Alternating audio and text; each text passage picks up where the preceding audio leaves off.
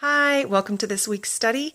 I am doing probably the shortest passage I've done in a long time, if ever. It's just 3 verses long.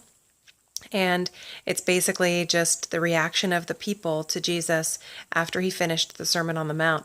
So we finished looking at the entire contents of the Sermon on the Mount, and then just this little small short passage here talks about how shocked and awed people were by his authority when he was speaking. And we've kind of touched on this before.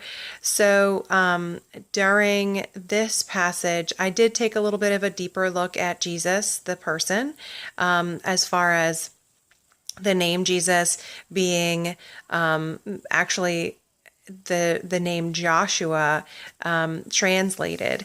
So that's something of interest that it's not necessarily a unique name in Bible history.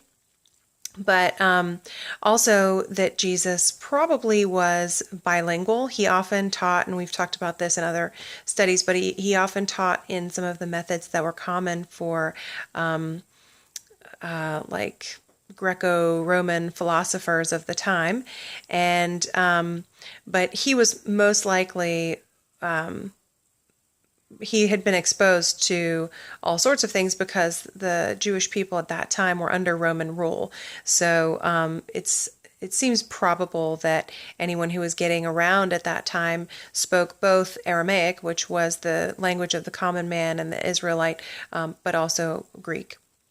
So I took a little look at that, and then also this interesting contrast of Jesus to the scribes, which again we've talked about before.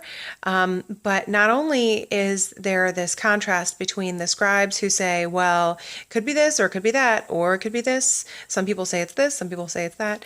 Whereas Jesus just said authoritatively all the time, this is the way things are.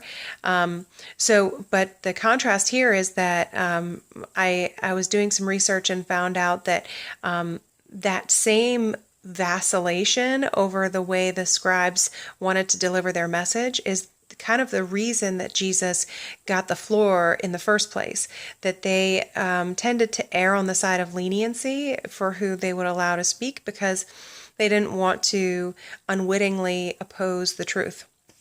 So I thought that was pretty interesting. So even though they take offense to Jesus, their whole method of teaching and their whole approach is the reason Jesus was really able to get up there in front of their audiences in the first place.